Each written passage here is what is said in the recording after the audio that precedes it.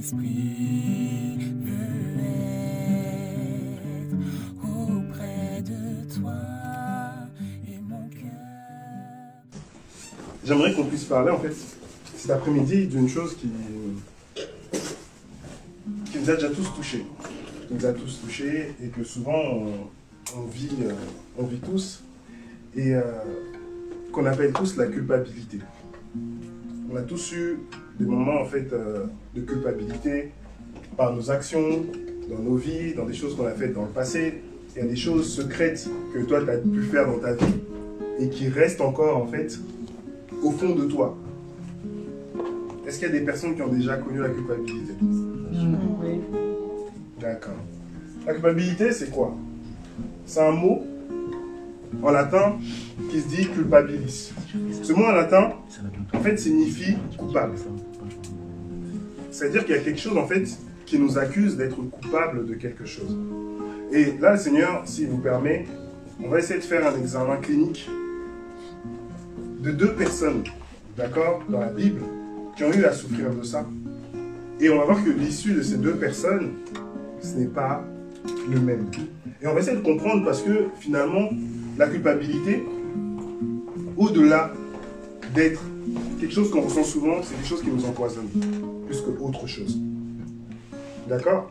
Mais on va comprendre que la culpabilité aussi, c'est pas seulement quelque chose qui a un attrait négatif ou péjoratif, mais ça peut être aussi quelque chose qui peut nous aider à. Est-ce que vous comprenez? Donc on va essayer de comprendre ça. Parce que, au fond de nous, souvent, quand on vient devant le Seigneur, des fois on vient comme s'il ne nous avait pas pardonné. Des fois on vient comme s'il y avait une chose ou un acte qu'on avait fait et qu'on était impardonnable, ou il ne pouvait pas, ou il n'avait pas la capacité de le faire. Et le but là, c'est de comprendre à quoi mène en fait ce sentiment-là. Vous comprenez? J'ai déjà vu des gens dans ce monde, et j'en vois encore, qui sont pris de remords, qui sont pris de culpabilité, et ça les pousse à faire des actes. Mais ces actes-là, ils ne sont pas bons en fait. La finalité, elle n'est pas bonne. Parce qu'on a fait une chose, on sait qu'on n'est pas bien. Il y a des gens qui ont tué des gens. Il y a des gens qui ont fait du mal. Il y a des gens qui ont vu les conséquences de leurs actes sur la vie des autres. Et ils gardent ça quelque part au fond de leur cœur, au fond de leur vie, en disant, mais en gros, Seigneur, regarde, j'ai fait comme ça à ce moment-là. Et c'est comme si le Seigneur n'était pas capable de changer les choses. Donc on va aller dans le livre de Matthieu.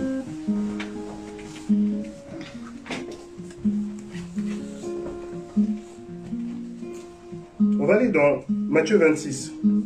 On va parler de...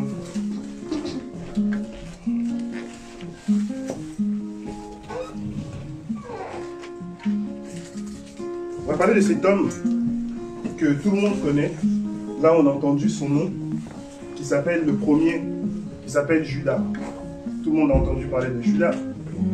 D'accord? Lorsque Jésus il a passé la nuit dans la prière, il est parti, il a choisi ses apôtres.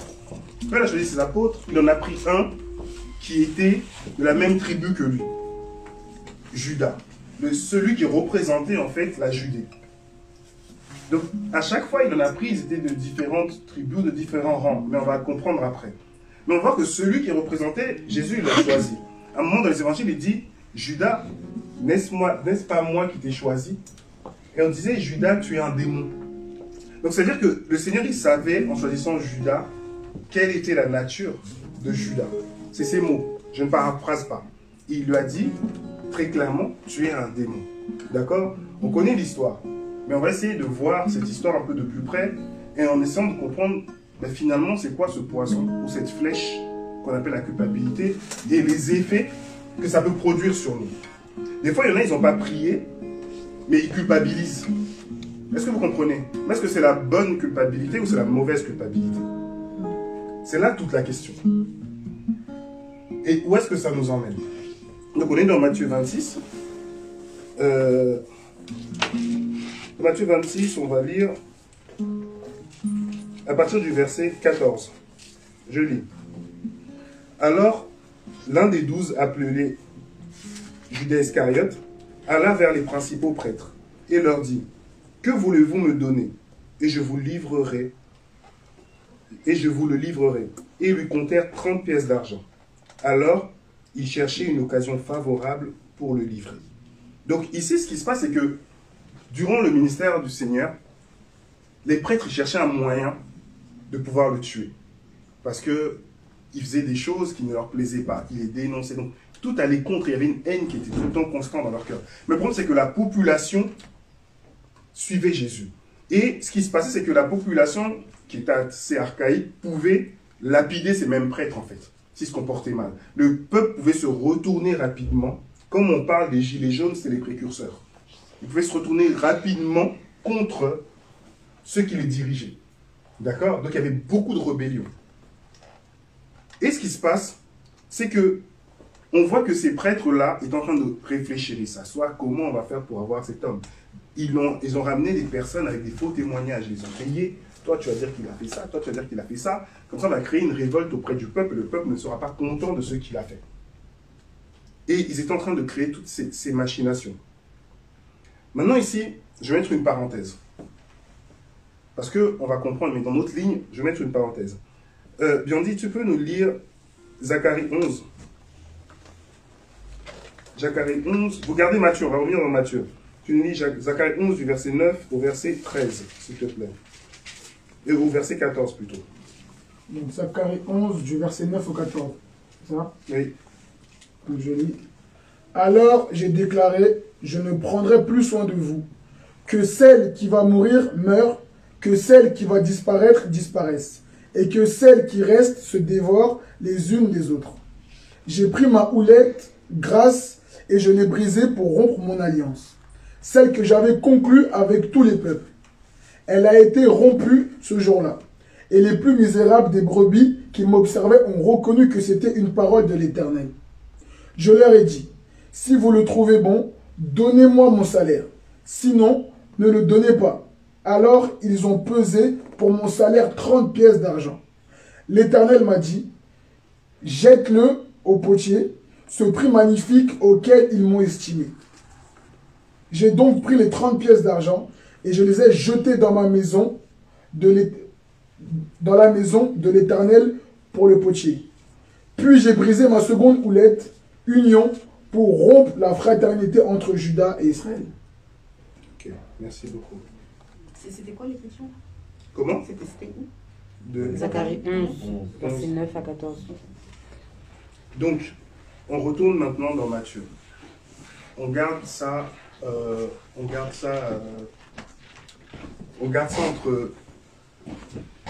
entre parenthèses. D'accord? On va revenir dessus. Je reviens dans Matthieu. Dans le livre de Matthieu 26, le verset 15, il dit, et il leur dit, que voulez-vous me donner? Et je vous le livrerai. Et ils lui comptèrent 30 pièces d'argent. Zacharie, c'était pas 1 siècle, 2 siècles, 3 siècles. C'était même plus là où ce prophète avait estimé le prix de la vente du Seigneur. C'est-à-dire que des siècles avant, il avait donné le prix à lequel on devait vendre le Seigneur. Quand Judas vient, vous vous souvenez de ce que je vous ai dit? Il est de quelle tribu? Jésus, il est de quelle tribu? Juda. Donc, on va voir que les personnes de sa propre tribu viennent le livrer à un prix estimé. Jésus, quand il est venu sur terre, on dit une chose, il devait être rejeté. D'accord? Mais on va se rendre compte qu'il a été rejeté de tous, sans exception. On va se rendre compte que d'abord, quand il a commencé, celui qui était là où il devait régner, parce qu'on dit que c'est de Juda que vient le sceptre, c'est de Juda que vient le règne. Eux-mêmes, ils sont venus le vendre son règne. On va se rendre compte qu'au fil de la marche de Jésus, à partir de là où on commence à le trahir, quand il finit le repas, il va essuyer que des rejets. Si toi, tu as été rejeté, sache que Jésus a été rejeté plus que toi. Il a été rejeté de tous. De tous. Donc, ça commence déjà par celui qui était près de lui. D'accord? Celui qui marchait avec lui. Celui qui l'a envoyé. Celui-là qui l'a fait confiance parce qu'il lui confiait les finances, la bourse. Judas, il vient avec ses prêtres, ils estiment un prix que Zacharie avait dit. On a dit 30 sous. Donc, sa propre tribu est venue le vendre et l'estimer. On continue. On dit. Là, on a Matthieu. Matthieu, on est dans Matthieu 26, verset 16. Et dès lors, il cherchait une occasion favorable pour le livrer. Maintenant, on passe directement au verset... excusez-moi.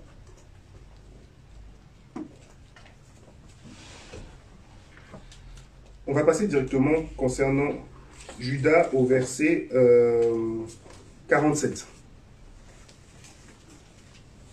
Et comme il parlait encore, voici Judas, l'un des 12, on précise bien, l'un des 12, donc c'est dans son cercle privé, vint avec lui une grande foule, avec des épées et des bâtons de la part des principaux prêtres et des anciens du peuple.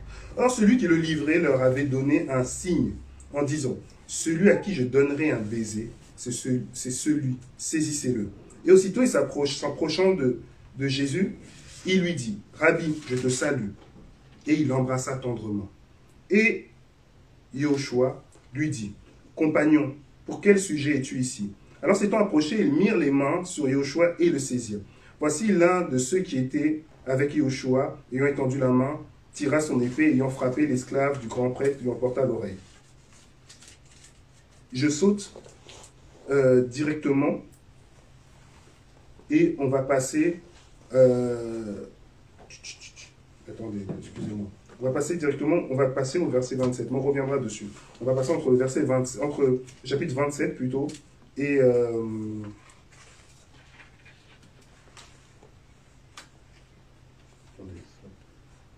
on va être entre le chapitre 27 et le 26.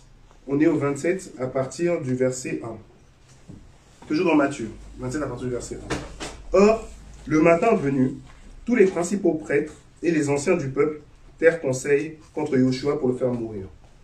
L'ayant lié, ils l'emmenèrent et le livrèrent à Ponce Pilate, le gouverneur. Alors Judas, qui l'avait livré, voyant qu'il était condamné, se repentit et rapporta les 30 pièces d'argent aux principaux prêtres et aux anciens. En leur disant, j'ai péché en livrant le sang innocent. Mais ils dirent, que nous importe, cela te regarde. Et jetant les pièces d'argent dans le temple, il se retira et alla se suicider par pendaison. Mais les principaux prêtres prirent l'argent et dirent, il n'est pas légal de les mettre dans le trésor, car c'est le prix du sang. Et ayant tenu conseil, ils achetèrent le champ du potier pour le sépulcre des étrangers. Et c'est pourquoi ce champ a été appelé jusqu'à aujourd'hui le champ du sang. Alors fut accompli ce qui avait été annoncé par Jérémie, le prophète, en disant, ils ont pris les 30 pièces d'argent, le prix de celui qui a été estimé, qu'on a estimé de la part des fils d'Israël, et ils le donnèrent pour un champ de potier, selon ce que le Seigneur m'avait ordonné. Donc ici, on comprend que Judas, il s'arrange avec les prêtres. On lui donne 30 pièces d'argent. Mais à un moment, Judas a été pris de remords, de culpabilité. Parce qu'il s'est rendu compte que durant tout son pèlerinage avec le Seigneur, durant les 3 ans environ, mais il a vu que Jésus, en fait, était irréprochable. Est-ce que vous comprenez? Il y a une chose, quand vous lirez les évangiles, vous allez vous rendre compte que toute personne qui le rencontrait à un moment a estimé qu'il était irréprochable. A estimé qu'il était l'agneau sans tache. A estimé son innocence. Et chaque personne qui était dans cette estimation représentait toujours quelque chose. D'accord? Donc on comprend ici que Judas devait reconnaître quelque chose, mais il a rejeté aussi le Seigneur. Mais là où nous, on va se concentrer ou faire un focus, c'est sur son comportement. Judas, il a fait un acte qu'on va taxer d'ignoble, de méchant. Mais il a fait cet acte. Mais l'acte qu'il a fait l'a emmené à être dans la culpabilité. Et sa culpabilité l'a conduit à quoi? À la mort. C'est là que j'attire votre attention. La culpabilité, une forme de culpabilité attire à la mort.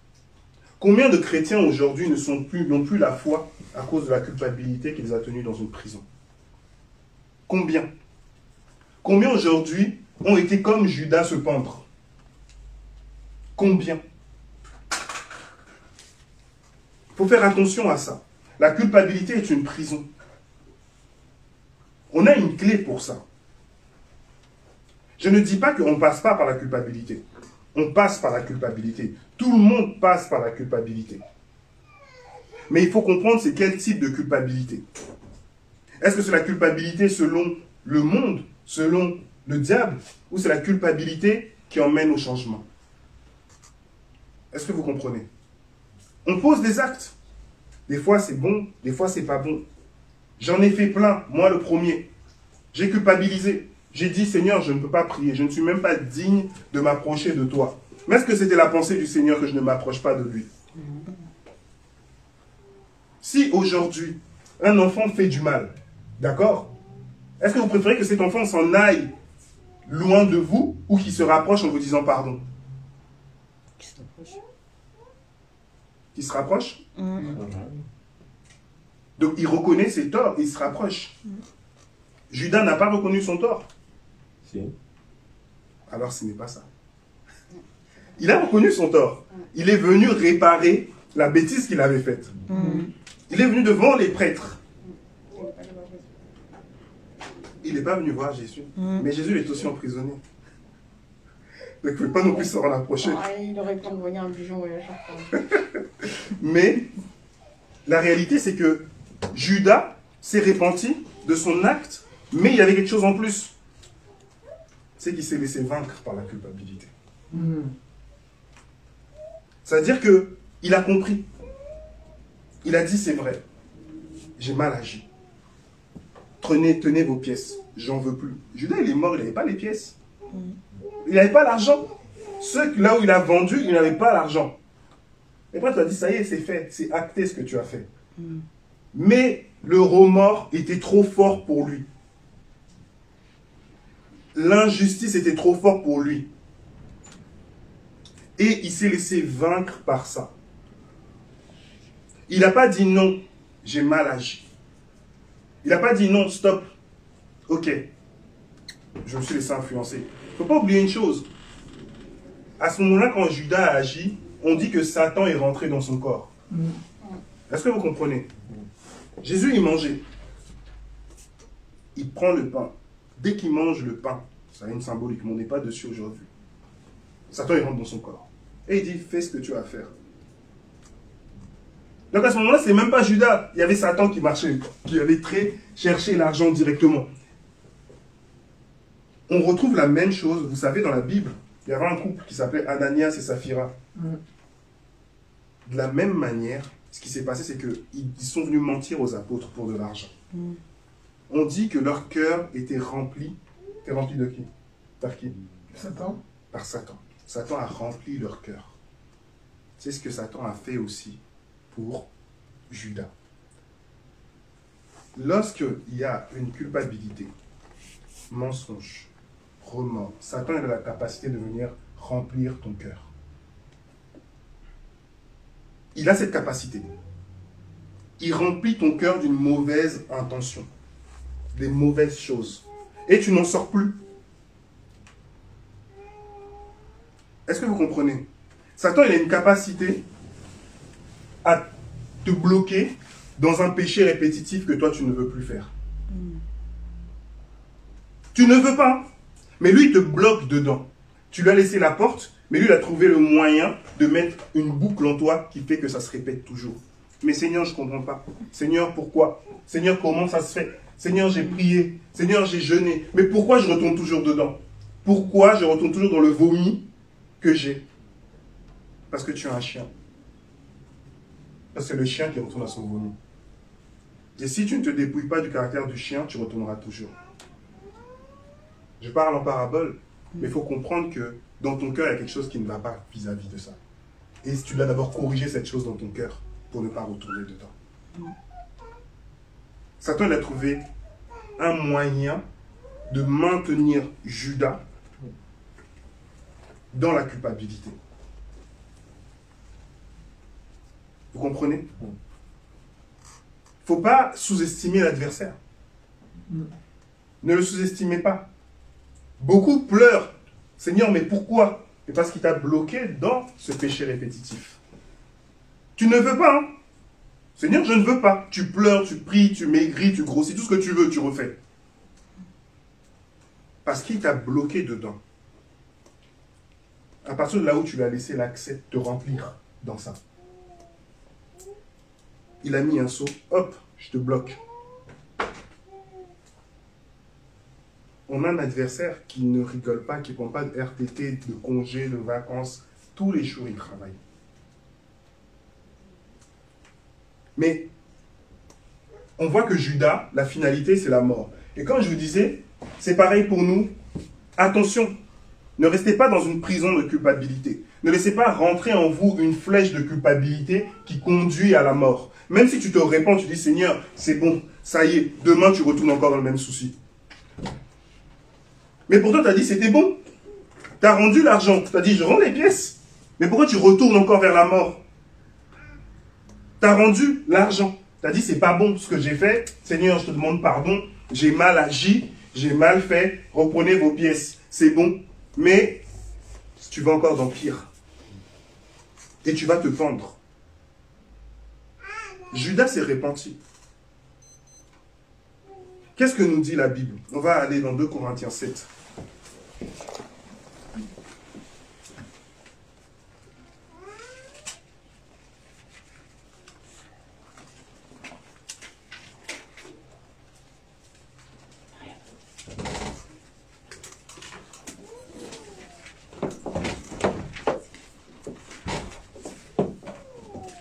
Corinthiens 7, verset 10 normalement. 10,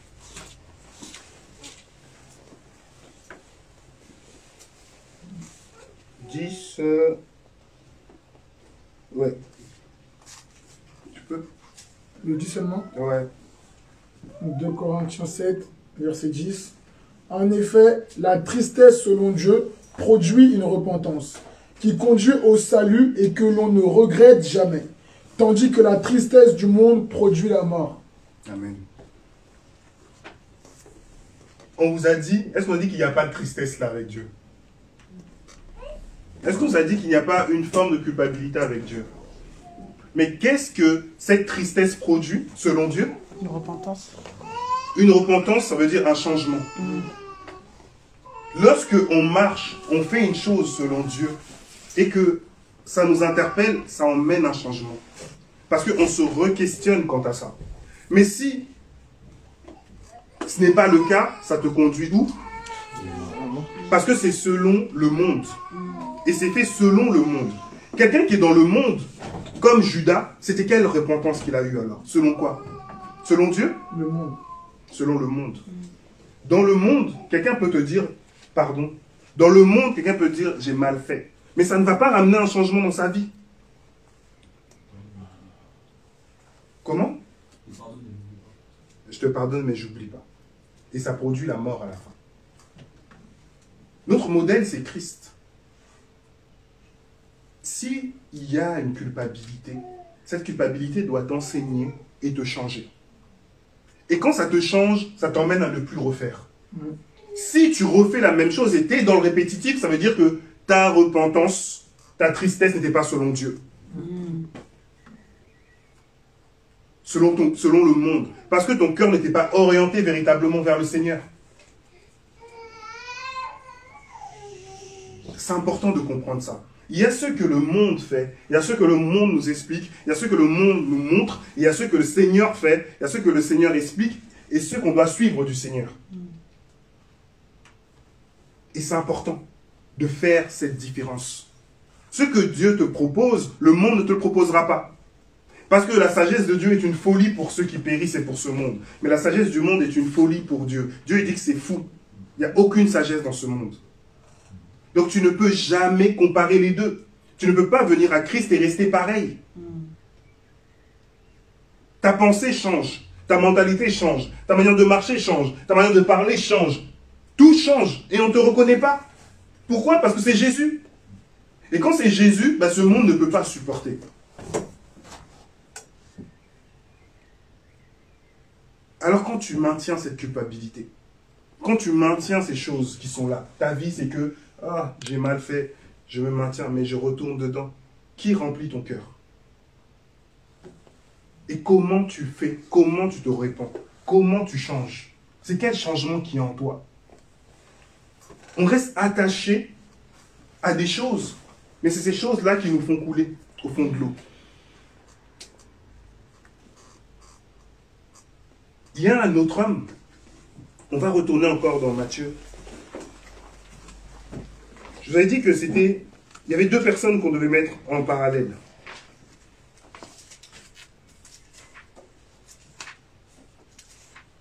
On va retourner dans Matthieu 26. À partir du verset 30 au verset 35.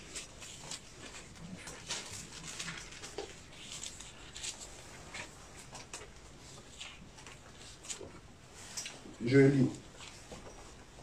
Et ayant chanté des hymnes pascals, ils se rendirent à la montagne des Oliviers.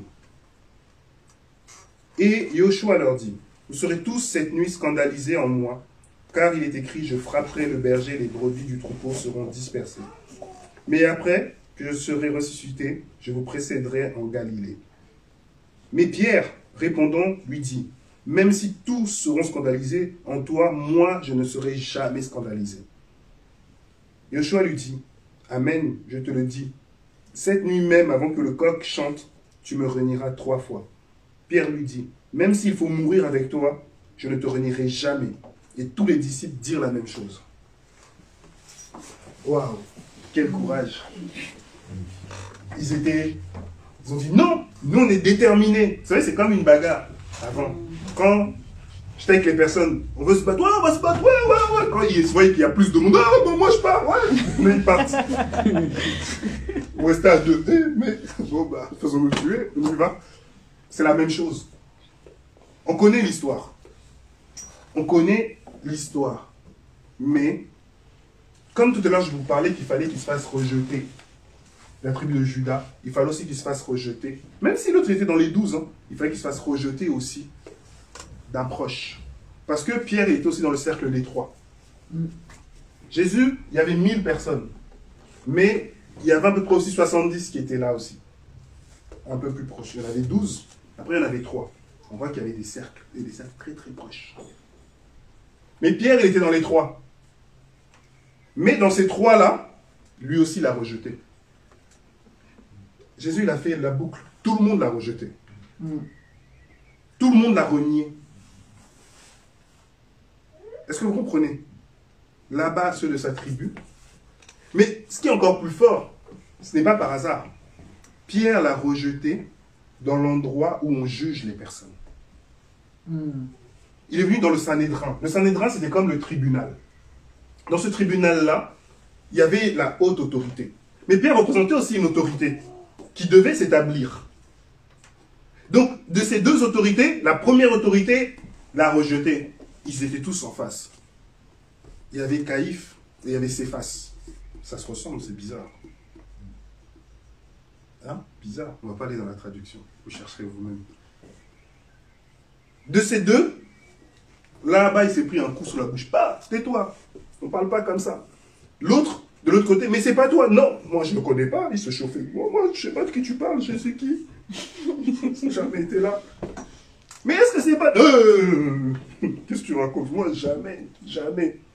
Moi, l'autre va dire, mais est-ce que toi, tu... Non, le coq, et c'est cuit.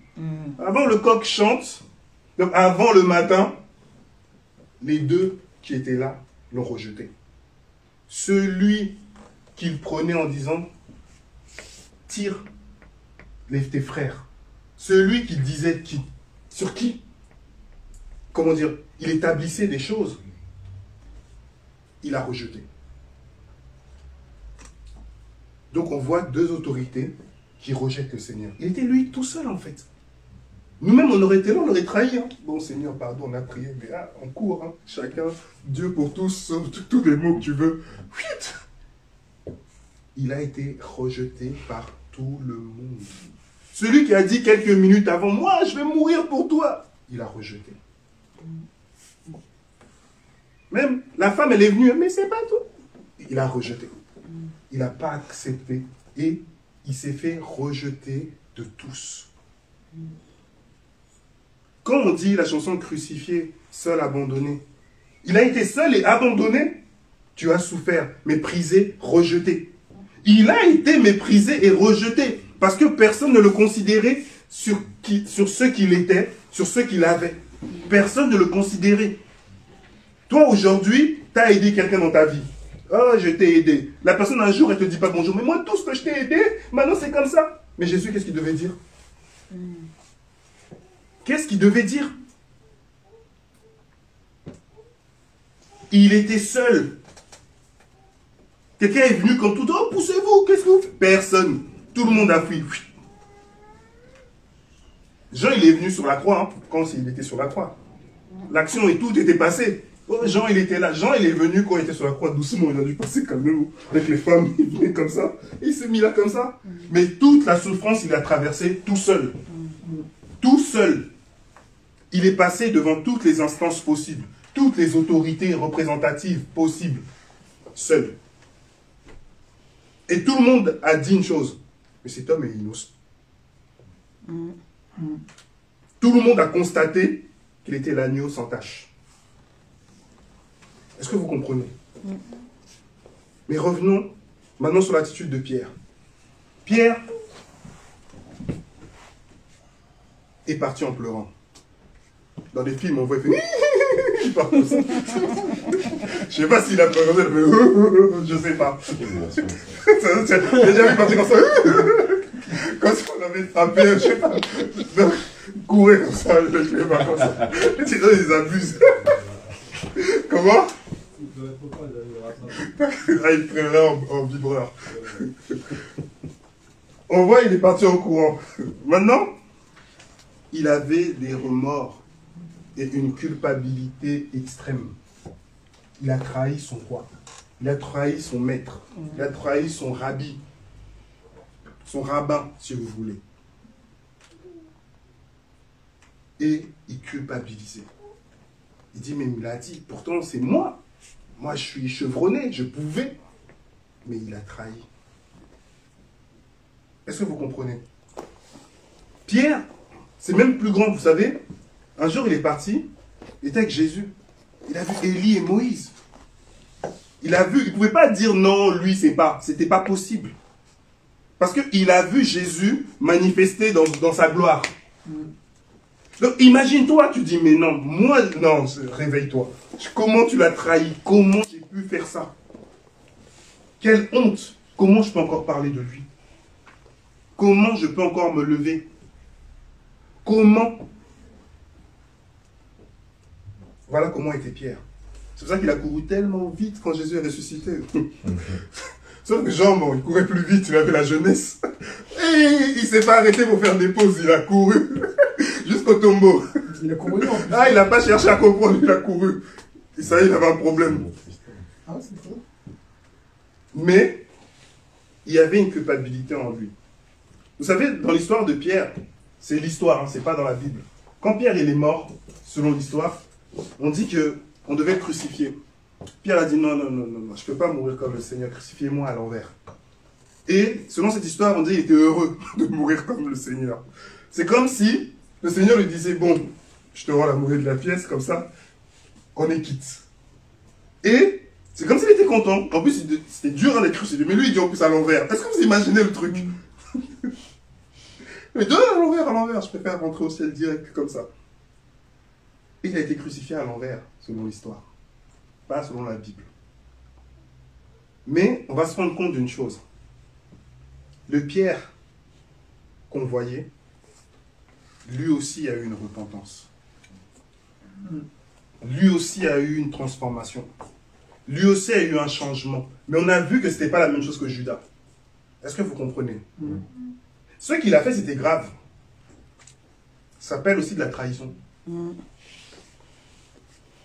De renier, de rejeter la personne comme ça. Mais, il est revenu avec d'autres intentions. Il est revenu près des siens. Même si c'était au fond de lui, il est quand même revenu. Avec un cœur sincère. Et il s'est passé une chose. Quand ils étaient 120 dans une chambre, quand l'Esprit est venu, on n'a plus reconnu ce Pierre. Parce que la repentance, le changement a agi. Et il pouvait se lever devant des gens. Mais leur dire, homme, frère, le Jésus que vous avez tué, c'est lui-même qui va vous sauver. Je paraphrase. C'était plus le même. Parce que il avait un parler, un langage que les autres ne pouvaient pas. Eux qu'on appelait hommes sans instruction. Quand je dis sans instruction, ça ne veut pas dire qu'ils ne savaient pas lire et écrire, mais c'est qu'ils n'étaient pas dans les lois de la Torah. Sans cette instruction-là, comme les prêtres, comme etc., ils étaient en capacité de leur résister et de les gagner. Est-ce que vous comprenez? C'est comme si toi, tu as arrêté l'école en 5e et que tu parles avec des gens qui ont bac plus 5. Ils vont dire, mais tu veux nous parler de quoi, toi? Mais le Seigneur, il a transformé. Eux, ils ne pouvaient pas résister face à son langage, face à ce qu'il disait. Il y avait qui était supérieur. Mais en plus d'être supérieur, il y avait aussi les signes du Seigneur qui parlaient aussi. Ils ne pouvaient rien faire. Il y a eu une transformation, un changement. Il est sorti de la culpabilité. Ce qu'il a fait l'a aidé, l'a transformé, l'a poussé à agir autrement. La tristesse, selon le monde, produit la mort. La culpabilité, selon le monde, produit la mort. Mais selon Christ, la repentance, le changement. On est tous appelés ici à changer constamment. Je vous le dis. Si vous avez fait le choix de venir en Christ, c'est parce que vous en avez marre de vous. Grave. On ne peut pas venir à Christ si on n'a pas marre de soi. Mais quand on en a marre de soi, il faut choisir aussi de s'abandonner. Si tu ne t'abandonnes pas, c'est-à-dire que tu n'en as pas marre de toi. Tu t'aimes. Un jour, il y a une personne qui me dit « Oh, j'en ai marre. À chaque fois, je vois ça qui ne va pas chez moi. Je vois telle chose qui ne va pas. » La personne, elle passe du jour au lendemain, tous les jours, à se voir ce qui ne va pas chez elle. Il n'y a pas de souci. Mais je ne m'aime pas. Ah, tu t'aimes pas? Mais tu passes plus de temps que moi à te regarder dans le miroir. Et à voir ce qui ne va pas. Quelqu'un qui ne s'aime pas, il va passer son temps à se regarder. Tout ce qu'il y a dans toi, dans ton corps, à l'intérieur, à l'extérieur, tu connais tout. Moi, je ne connais pas. C'est pas que tu ne t'aimes pas. C'est faux. Tu t'aimes plus que tout, en fait. Sinon, tu t'abandonnerais au Seigneur. Celui qui ne s'aime pas, il se suicide. Toi, c'est que, non, mais je suis comme ça. Ouais, mais ça, Seigneur, change-moi comme ça, transforme. Mais pourquoi c'est que toi? Ouais, mais je m'aime pas. Non, non, ça, c'est faux. Ça, c'est une séduction. Tu te séduis. C'est ce qu'on dit, c'est une pensée inversée. Tu as inversé la pensée. Du matin au soir, en fait, c'est que toi, en fait. Le miroir, c'est toi. Même le miroir, il est fatigué de toi. S'il pouvait se tourner, s'il se tourne.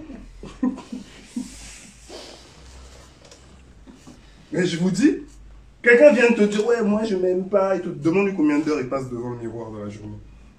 Là, ça va te donner une réponse. Toi, même des fois, c'est 30 secondes. Tu mets de l'eau. Ça y est, c'est fini. Tu as même oublié à quoi tu ressemblais.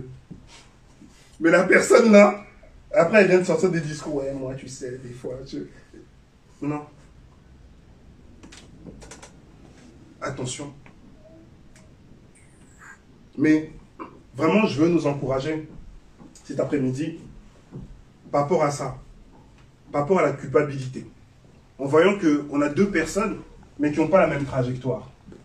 Deux personnes qui ont culpabilisé. Mais un, c'est devenu une force, un changement. Et l'autre, c'est devenu une condamnation, une mort. Attention à la prison. Est-ce qu'on peut aller dans Romains 8 ?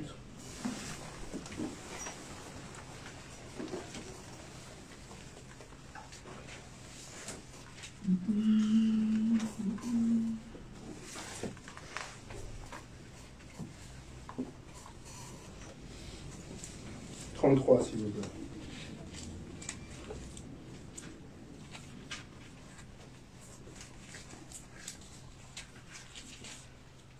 Quelqu'un peut lire Romains 8, 33 ? Qui accusera ceux que Dieu a choisis? C'est Dieu qui les déclare justes. Qui les condamnera? Amen. C'est bon. La parole du Seigneur est vraie. La parole du Seigneur est vivante. La parole du Seigneur est plus forte que n'importe quelle parole. La parole du Seigneur est plus forte que n'importe quelle pensée. La parole du Seigneur est plus forte que n'importe quelle culpabilité. Et cette parole vient en te disant, qui accusera les élus de Dieu? Est-ce que vous comprenez? Paul, c'était un meurtrier. Paul, il a détruit des familles. Paul, il a, comment dire ça? Il a maltraité des personnes. Mais qui l'accusera? Peu importe qu'on vous appelle fou, dans la Bible, il y a des gens qui ont marché même nus pour le Seigneur. Il y a des gens qui ont mangé du caca pour le Seigneur. Ce qu'il a fait pour toi, personne ne le fera jamais dans ta vie. Personne. Tu peux monter, descendre, partir, partout. L'amour qu'il a pour toi, personne ne l'aura. Et c'est là qu'il faut le crier haut et fort au monde entier. À cause de ce qu'il a fait sur la croix, qui t'accusera? Qui va vous accuser? Prenez confiance en ce Dieu. Il vous a libéré de la prison de la culpabilité. Il vous a libéré de cette prison de la tristesse. Tu peux être triste, mais ne sois pas prisonnier de la tristesse. Il y a une différence. Caïn, il a tué son frère. Le Seigneur lui dit, Caïn, le péché se couche à ta porte, domine sur lui. Mais Caïn, il a été emprisonné dans la colère. Il a été emprisonné dans la jalousie. Il a été emprisonné. Seigneur, tu n'as pas regardé mon offrande. Tu as préféré celui de mon frère. Alors, parce qu'il était prisonnier, esclave de la colère, de la tristesse, qu'est-ce qu'il a fait? Il a tué son frère, qui était innocent. Et c'était là le premier meurtre sur la terre. Et depuis, ça a continué. Depuis là. Parce qu'il était dans une prison. Ne soyez pas prisonniers de ces choses. Que ces choses ne dominent pas sur vous. Que ces choses ne règnent pas dans vos vies. C'est ce que le Seigneur nous dit. On nous dit, il n'y a pas de condamnation dans ce même chapitre pour ceux qui sont en Christ. Amen. Ne te condamne pas. Paul dira dans ce même livre de Romains, je ne me juge même pas moi-même. Il n'y a pas de condamnation. Si tu crois que Jésus, par son sang, il a ôté, enlevé la sentence, tu n'es plus condamné. Personne dans ce monde ne va venir te condamner si tu marches selon le Seigneur. Si tu pêches, là oui, c'est toi-même qui attire la condamnation. Elle est là la différence. Si tu marches de travers, c'est toi qui attires la condamnation. Mais si tu restes dans les voies du Seigneur, tu n'as rien à craindre. Quelqu'un va venir t'accuser. On dit, on parlera faussement de vous, mais qu'on ne vous retrouve pas. Quelqu'un va dire, oh, je l'ai vu, il a volé. Il n'y a pas de souci. Vois-moi comme tu veux. Mais tant que le Seigneur ne me dit pas, je ne suis pas condamnable par qui que ce soit. Qui que ce soit. Et personne ne va venir m'accuser ou m'imputer une chose que le Seigneur m'a déjà enlevée. Retenez bien ces choses. Retenez bien cette parole parce qu'elle est précieuse. Retenez-la bien, il ne sait pas, le diable vous la volez. Vous dépassez la porte, vous sortez, c'est parti. Et les pensées ils reviennent. Ouais, mais ça se fait, est-ce que tu es vraiment à Dieu? Est-ce que tu appartiens vraiment à Dieu? Est-ce que Dieu il est vraiment avec toi? Est-ce que tu es digne de Dieu? Est-ce que tous les jours, je serai avec vous? Qui dit ça? Est-ce que c'est vous qui l'avez dit? Non. Qui s'est engagé dans ça? Le Christ. Est-ce que c'est un menteur? Non. Est-ce que c'est un homme pour se repentir? C'est un homme pour se repentir? Il a dit, il le fait. Il a dit, il le fait. Il dit, si tu crois de tout ton cœur et que tu confesses de ta bouche, qu'est-ce qui va se passer? C'est toi qui l'as dit? D'accord. Alors, qu'est-ce qu'il te dit? Si tu crois. C'est en croyant du cœur qu'on parvient à la justice. Quand tu crois en lui, une justice vient et elle existe et tu deviens juste par ça. Que personne ne vous vole ces paroles. Que rien ne vienne pas, qu'une pensée ne vienne pas vous voler ces choses. Le Seigneur, il corrige, il châtie, c'est normal. Mais que personne ne vienne vous arracher ce qui est précieux. À partir de là où vous acceptez Jésus, là dans vos mains, c'est le salut, c'est le cadeau. Quand vous marchez avec ça comme ça, vous maintenez à ce qu'il a dit, c'est bon. Mais il y en a un qui va essayer de vous l'arracher, que ça tombe par terre, que vous fouillez au pied. Un va être déterminé parce que lui n'a pas le pass.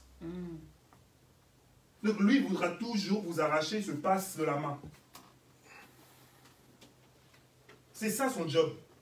Et pour commencer, il va faire comme le corbeau et le renard. Que vous êtes beau, que votre plumage s'apporte à votre ramage. Je ne sais pas.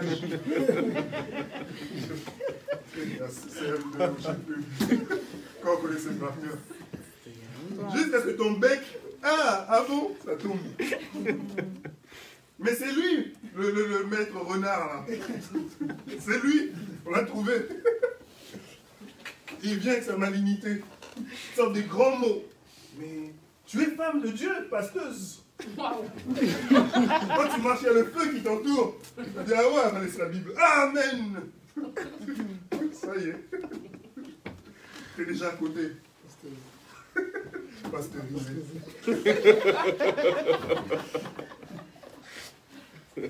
Gardez en main la promesse et le salut que du Seigneur.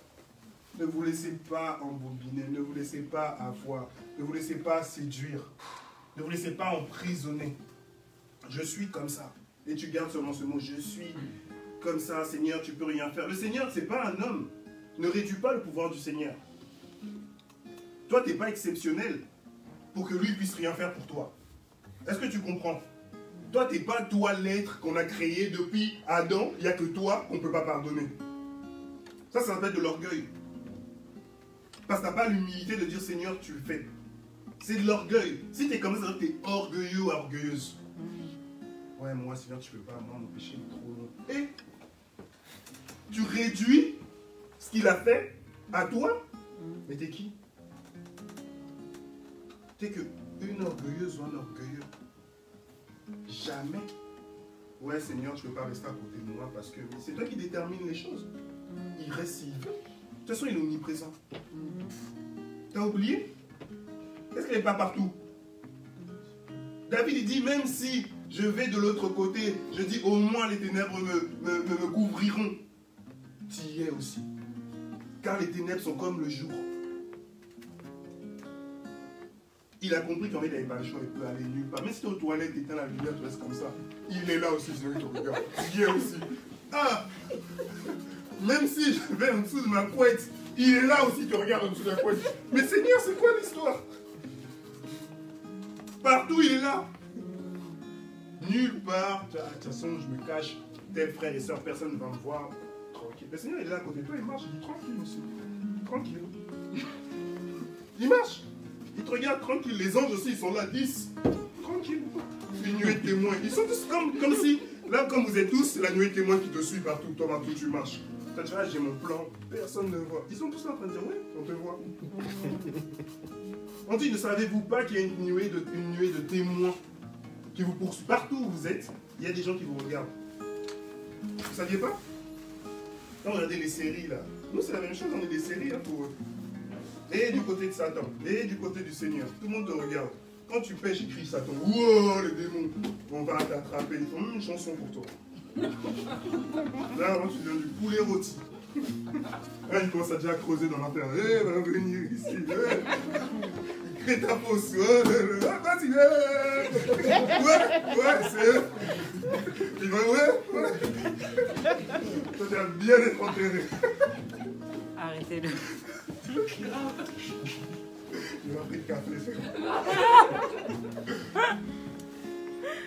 Même si je rigole, je dis ça, mais c'est la réalité, ce que je suis en train de vous dire. Et de l'autre côté, les gens, ils sont contents, ils chantent. Comme vous voyez les oiseaux là dans les séries, là où ils chantaient d'un coup, je vois qui vient bientôt. C'est la même chose. C'est cool. Il est fatigant. C'est pour ça qu'il y a toujours un combat pour ton âme. Ton âme est précieuse pour le Seigneur, mais pour le diable aussi. Donc, gardons ces paroles serrées contre notre cœur pour ne pas pécher contre lui et surtout ne pas se faire prendre notre ticket, notre carte d'invitation. Que personne ne puisse vous ravir ce que le Seigneur a promis. Et ne vous laissez pas emprisonner surtout. D'accord? Moi, je suis toujours comme ça, Seigneur. Moi, je ne peux pas. Ne vous laissez pas emprisonner. Parce que ce n'est plus vous qui devez vivre, c'est Christ qui doit vivre. Ok? Que le Seigneur soit béni. En tout cas, je voulais savoir s'il y avait des questions quant à tout ça aussi.